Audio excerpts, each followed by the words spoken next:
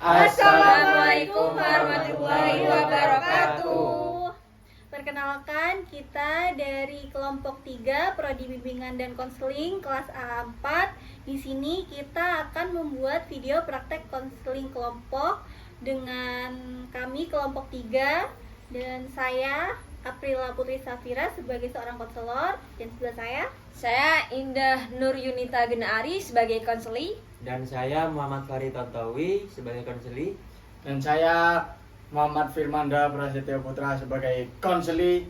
Saya Alifian Molistriano sebagai konseli. Baik, jadi di sini kita akan mulai untuk melakukan video praktek konseling kelompok. Bye. Baik, Assalamualaikum warahmatullahi wabarakatuh. Waalaikumsalam warahmatullahi wabarakatuh. Selamat sore semuanya. Sore. Gimana nih kabar kalian hari ini? kurang baik Bu. Sama Bu, saya kurang baik juga. Nah, sepertinya kalian semua di sini memiliki tujuan yang sama ya, untuk berbagi cerita dan berkesan bersama-sama dengan saya juga di sini. Tapi sebelumnya nih, boleh nggak kita kenalan dulu biar bisa lebih akrab dan ngobrolnya juga bisa lebih leluasa? Gimana? Ya. Boleh. Baik, kita mulai kenalan dulu ya dari mana dulu ya, silakan. Perkenalkan, nama saya Indah, saya umur 18 tahun dan saya baru lulus SMA. Kalau saya Muhammad Farid Tantowi, saya biasa dipanggil Fahri. Saya umur 19, sedang kuliah. Kalau saya Muhammad Firmanda, bisa dipanggil Firman. Usia saya 28 tahun. Saya sudah bekerja. Saya Alifian, saya umur 19 tahun. Saya masih kuliah. Baik, kita udah kenalan semuanya di sini. Sebelumnya saya mau sedikit menjelaskan beberapa prosedur dulu dan juga bertanya tentang kesepakatan untuk sesi konseling hari ini. Tapi BTW nih saya mau tanya dulu, ini kira-kira kali pertama kalian semua melakukan konseling atau sebelumnya sudah pernah? Pertama kali Bu. Pertama kali semuanya Iya, melakukan ya? pertama kali. Baik, ini baru pertama kali semua ya. Dan di sesi konseling ini kita sebelum memulai kita melakukan kesepakatan durasi atau waktu pada sesi konseling kali ini. Kira-kira kalian itu dicukupkan durasinya berapa lama atau berapa menit untuk sesi konseling kali ini? Kira-kira mau waktu berapa lama yang cukup untuk 10 menit. 10 menit cukup kalau saya sih Bu. Iya. yang lain bagaimana? 10 menit juga. 10 menit cukup ya semuanya. Baik, jadi kita sesi konseling kita pada hari ini yaitu pada durasi 10 menit ya. Dan saya akan menjelaskan, sebelumnya perkenalkan, saya konselor pada hari ini, nama saya Kaila. Dan kalian jangan ragu atau malu-malu untuk bercerita di sini ya. Dan saya juga akan menjelaskan beberapa knowledge tentang konseling, yaitu konseling itu adalah sesi di mana kita saling diskusi tentang apa yang ingin kalian ceritakan atau ingin kalian kesahkan di sini.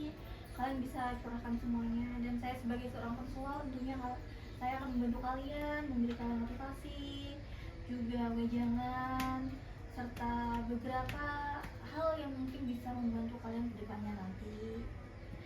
Dan di sini tentunya kita saling terbuka.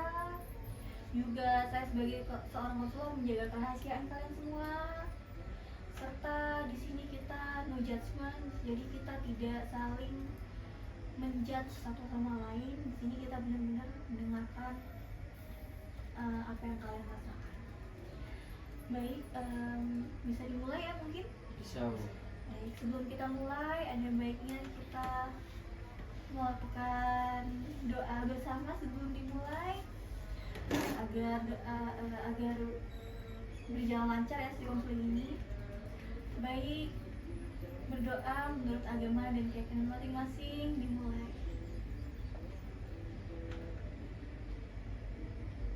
Amin. Baik semuanya, sudah bisa dimulai? Bisa, Bu. Baik, kita mulai satu-satu ya. Ya. Kita mulai dulu dari Mbak Indah, mungkin bisa langsung. Saya di sini punya masalah kecemasan seperti gimana ya mau bilangnya, saya tuh kan baru lulus SMA, saya tuh pengen kuliah, pengen kerja. Satu sisi keluarga saya mendukung untuk kuliah, di sisi lain keluarga saya tidak apa ya, bisa dibilang menengah ke bawah. Jadi untuk memikirkan kuliah saya nggak tega untuk apa ya, ini saya tuh membantu keluarga, tapi saya sebagai seorang perempuan satu-satunya di keluarga, saya ingin memberikan yang terbaik. Seperti saya tuh mempunyai pendidikan yang tinggi seperti itu, dan saya cemas ketika saya kuliah nanti gimana cara bayarnya. Terus nanti kalau misalnya saya kerja gimana saya kan sekarang kan lapangan pekerjaan harus minimal punya pengalaman 1 tahun. Nah sedangkan saya baru lulus SMA.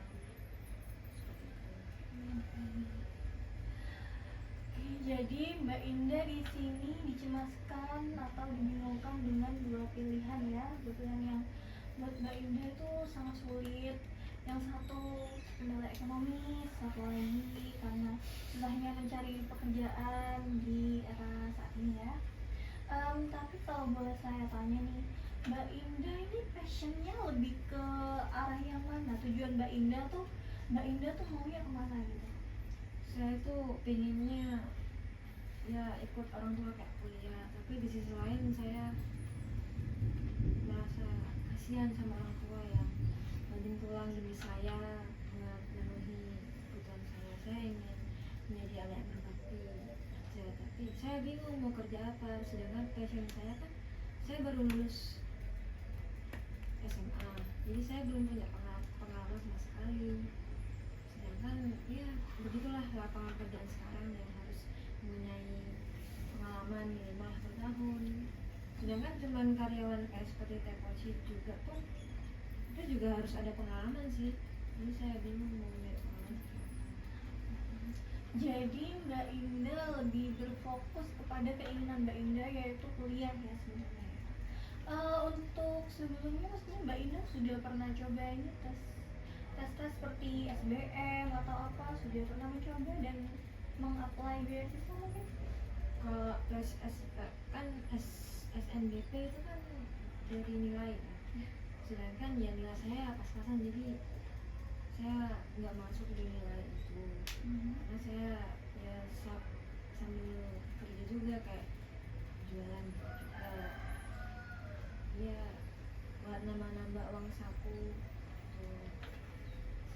Jadi mungkin bulan depan kan SNBT, jadi saya mau daftar SNBT buat lanjutin. Kalau misalkan saya keterima, saya kuliah dan mencari beasiswa. Jika nggak keterima, saya bakal nyari beasiswa untuk saya kuliah. Jadi mungkin untuk saat ini Mbak Indah bisa ini dulu fokus pada tujuan Mbak Indah yang pengen Mbak Indah capai sekarang. Seperti tadi mungkin Mbak Indah masih bingung, tapi setidaknya Mbak Indah juga sudah ada satu tujuan yang benar-benar Mbak Indah pengen capai, yaitu kuliah ya. Jadi mungkin Mbak Indah bisa fokus dulu untuk ini, mungkin belajar lagi dan fokus untuk kuliah tes bulan depan ya. Untuk tes bulan depan semoga juga berjalan lancar ya Mbak, dan semoga Mbak Indah bisa segera diterima dalam apply beasiswa ini. Dan mungkin Mbak Indah sudah ada rencana lain jika yang terburuk kayak misal nggak keterima, sudah ada plan yang lain? Kan tadi saya sudah bilang saya mau cari-cari beasiswa lagi buat mengusahakan saya kuliah dengan gratis.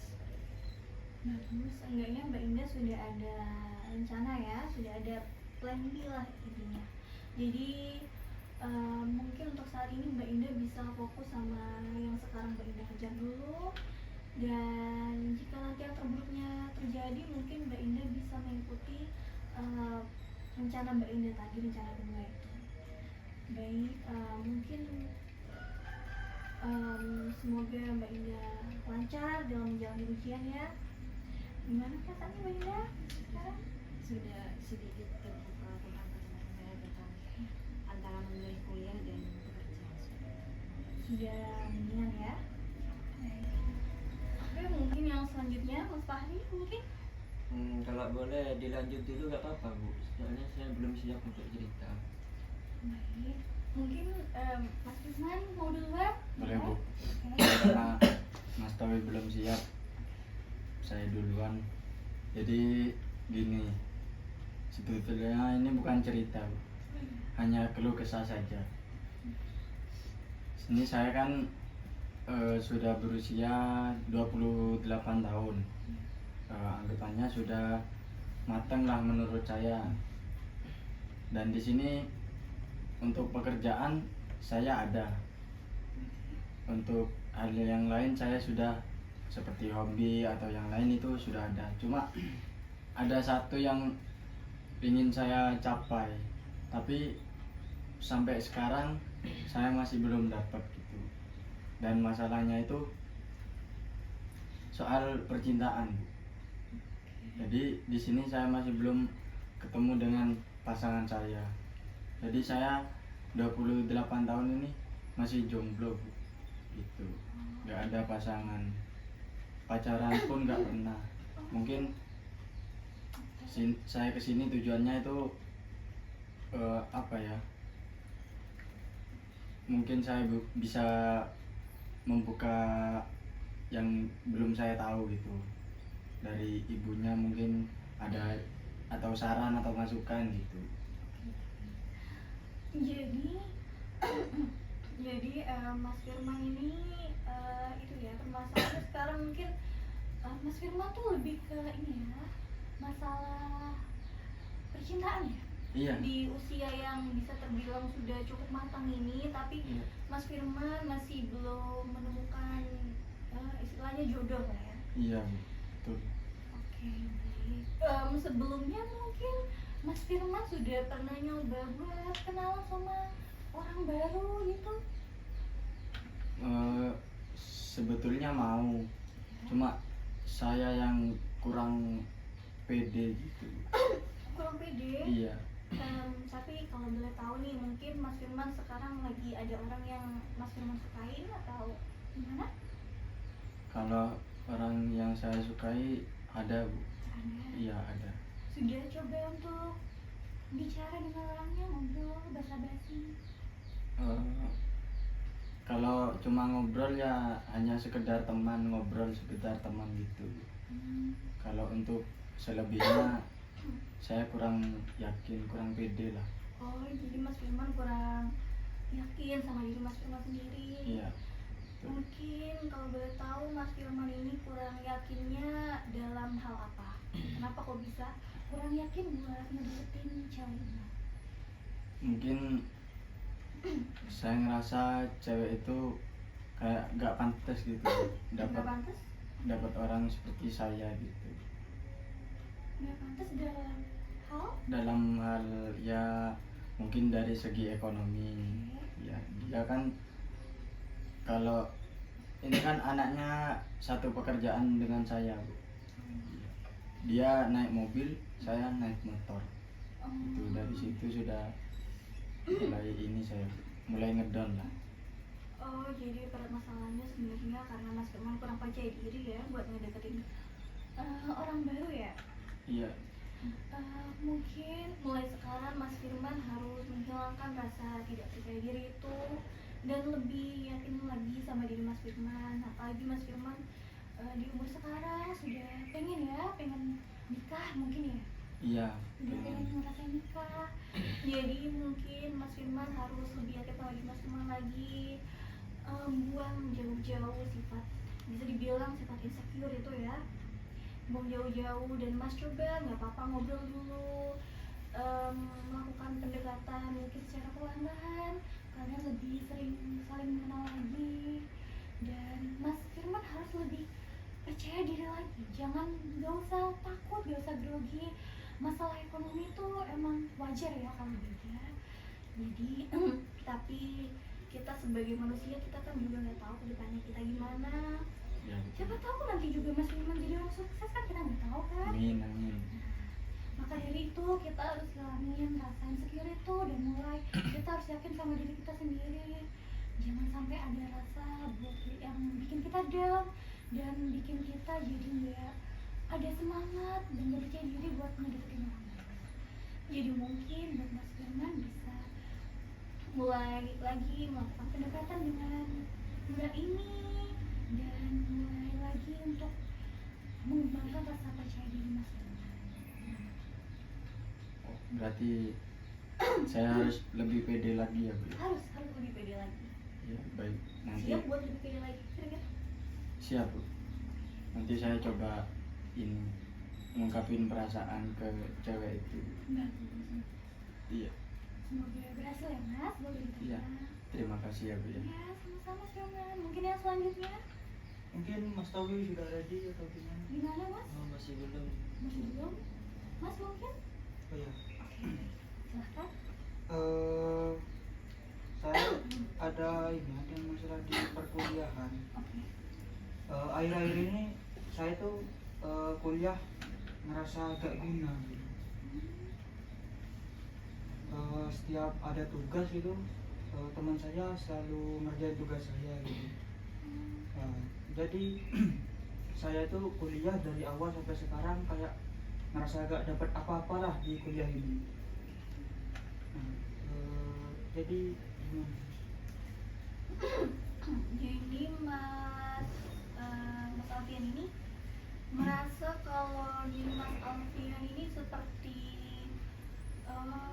istilahnya kayak nggak dapat impact apa-apa dari kuliah ini ya? Ya betul. Kalau boleh tahu Mas di perkuliahan ini aktif atau tidak? Kalau untuk kuliahnya aktif, hanya sekedar kayak absen saja gitu. Tuh. Tapi Mas kalau seperti mengerjakan tugas-tugas kuliah itu Masnya selalu melakukannya, selalu mengerjakan on time, atau masih kayak ini masih bisa dikerjain nanti gitu? Apa ya, kayak istilahnya kayak lebih maintaining gitu, nggak langsung saya kerjakan. Jadi bisa dibilang dalam diri Mas ini sepertinya ada rasa kurang bersemangat ya? Mungkin sedikit ada rasa, bisa dibilang mungkin ada rasa sedikit ini ya, malas mungkin ya? Gini. Mungkin ya. Tapi Mas biasanya ini ya, maksudnya Mas mungkin ada seperti kayak Mas harus nanemin ke diri Mas sendiri kayak, kenapa kok aku gini-gini doang, kenapa aku selalu nyantai soal tugas, kuliah cuma absensi aja.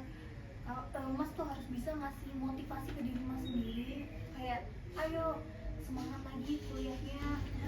Jadi mungkin Mas ini ada rasa ini ya, rasa kurang bersemangat untuk melakukan tugas kuliah Mas secara efektif ya.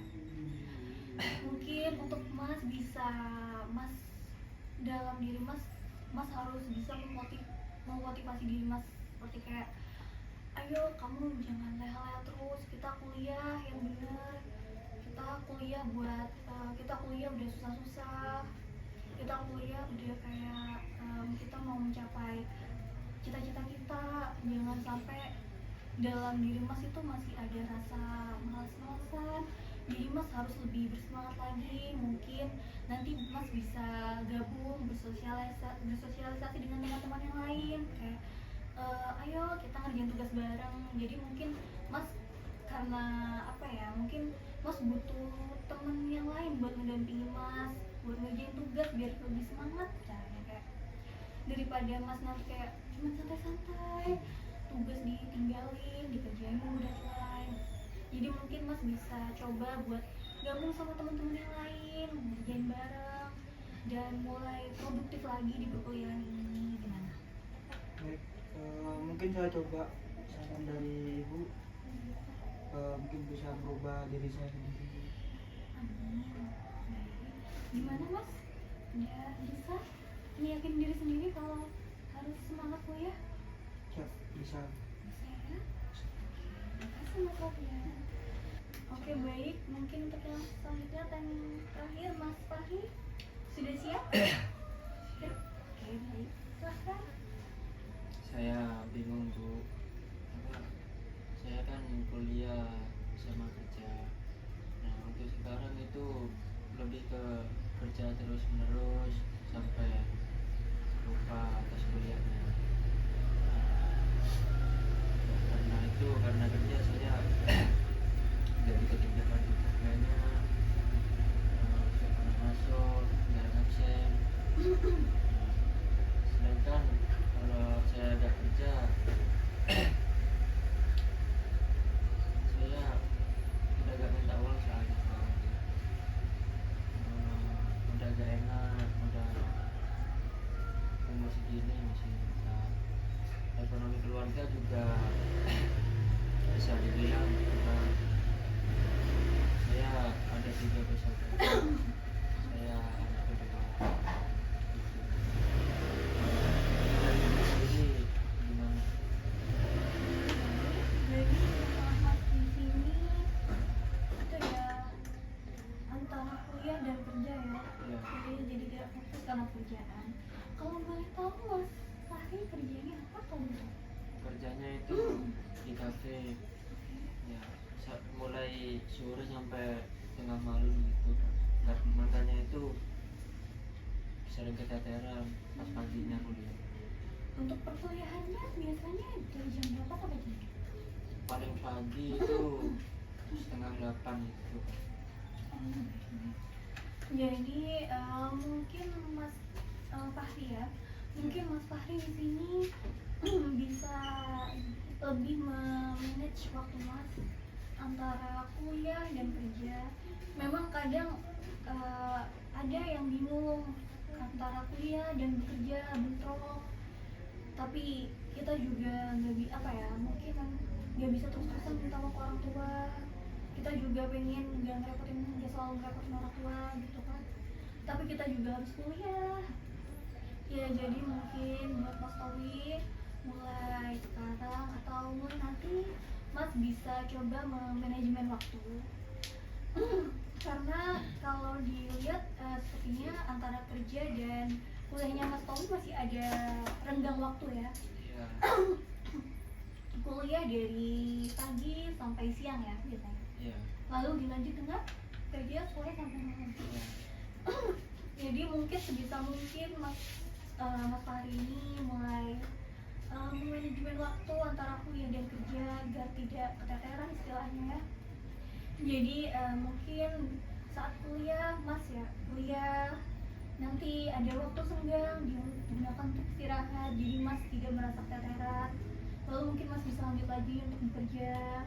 Jadi Mas juga harus mulai melakukan ini produktivitas antara waktu dan kegiatannya Mas Fahri ini, karena bisa meskipun kedengarannya mungkin agak sulit ya, tapi jika perlahan-lahan dilakukan mungkin nanti bakalan ada pertimbangan lagi. Jadi antara kuliah dan juga kerja Mas gak sama-sama keteteran. Jadi Mas harus memberi waktu sama ke diri Mas sendiri.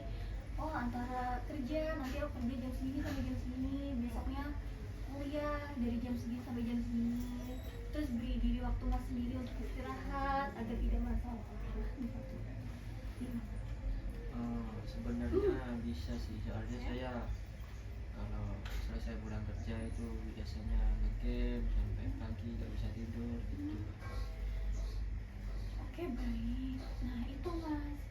Jadi kalau bisa Mas sudah mulai mengolah jadwal Mas sendiri. Jangan sampai antara kuliah dan kerja ini sama-sama keteteran. Karena kan kuliah juga sudah jadi ini ya kewajiban sebagai seorang mahasiswa. Tapi di satu sisi kita juga mencari uang sendiri ya. Tapi jika ada waktu, Mas mulai harus bisa mengolah waktu Mas sendiri.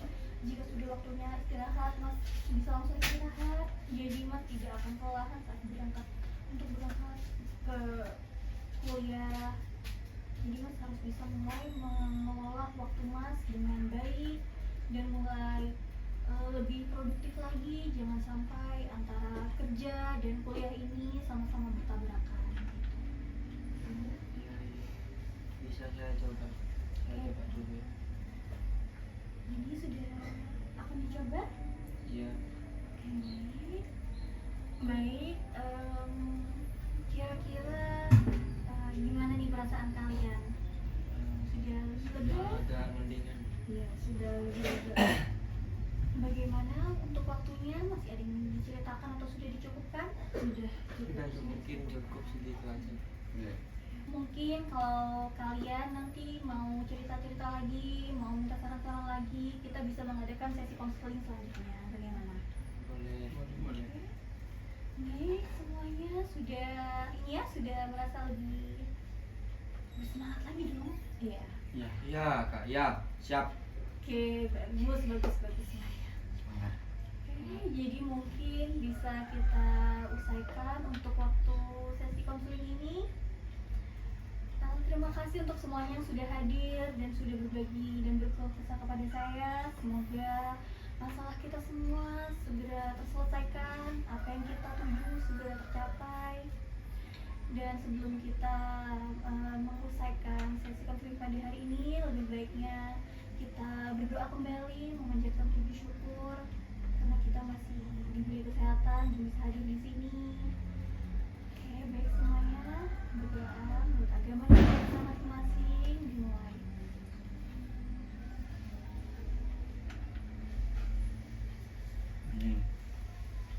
Baik, semuanya terima kasih telah hadir di sini. Dan jika kalian ingin melakukan sesi selanjutnya, sampai bertemu di sesi selanjutnya, kalian bisa menghubungi saya. Nanti kita sempatkan waktu untuk ngobrol lagi bersama-sama. Oke? Baik. Terima kasih ya semuanya. Selamat sore semuanya. Mari Ibu. Ya, terima kasih. Permisi. Assalamualaikum. Salam, silakan.